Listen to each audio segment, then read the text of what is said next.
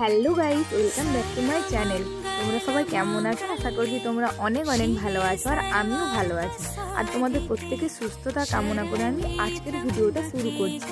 তো আজ হচ্ছে বিপত্তারিণীর পুজো, আর আমি আমার দিদি ভাই, মানে এই যে পাশে দেখতে পাচ্ছ ওইটা আমার মামা শ্বশুরের মেয়ে। তো আমি আর আমার দিদি আমরা দুজনে মিলে যাচ্ছি মন্দিরে পুজো দিতে। তো আজকে তোমরা কারা কারা পুজো দিতে যাচ্ছ মানে আমাকে সব কমেন্টে তোমরা বলবে, ঠিক আছে? আর আমি আর দিদি আমরা দুজনে মিলে যাচ্ছি, ওখানে অনেক ইউটিউবারদের সাথে দেখা হবে, আর খুব একটা ভালো জায়গাতে যাচ্ছি। তোমরা মোটামুটি দেখতে থাকো, ঠিক আছে? ভিডিওটা কেউ স্কিপ করবে না, অনেক ভালো কিছুই আছে এই ভিডিওতে। তো এই যে দেখো, আমি আর আমার দিদি করে বাড়ি থেকে বেরিয়ে রাস্তা দিয়ে এখন যাচ্ছি। আর বেশি দূর নেই, আর 1-2 মিনিটের মধ্যে আমরা পৌঁছে যাব। সব পুজোর নিয়মকানুনের থেকে কিন্তু এই পুজোর নিয়মকানুনগুলো অন্যরকম। তো এইখানে গিয়ে অনেক কিছু করতে হবে, ডুরি টুরি সব বানাতে হবে, যেগুলো ঠাকুরের পায়ে ছুঁয়ে আমরা সবাই পড়ি। তো এই সব কিছু করব, অনেক কিছু হবে, ঠিক আছে? এখানে অনেক মানে গ্রামের বেশিরভাগই বাড়ির বউয়েরা এখানে আসে পুজো দিতে। তো এই যে দেখো, স্কুলের মধ্যে আমি পৌঁছে গেছি। এই স্কুলের সামনে একটা মন্দির আছে, ওই যে সামনে কিছুটা দূরে গিয়ে মন্দির। তো এই যে আমি আর আমার দিদি করে এখন গেটের ভেতরে ঢুকে স্কুল দিয়ে মাঠে হেঁটে হেঁটে এখন যাচ্ছি মন্দিরের কাছে। তো এই স্কুলটাতে অনেক স্মৃতি আমার আছে। এই স্কুলে আমি নাচ শেখাতাম, তোমরা অনেকেই জানো আমি ডান্স শেখাই বাচ্চাদের। তো এই স্কুলে নাচ শেখাতে আসতাম।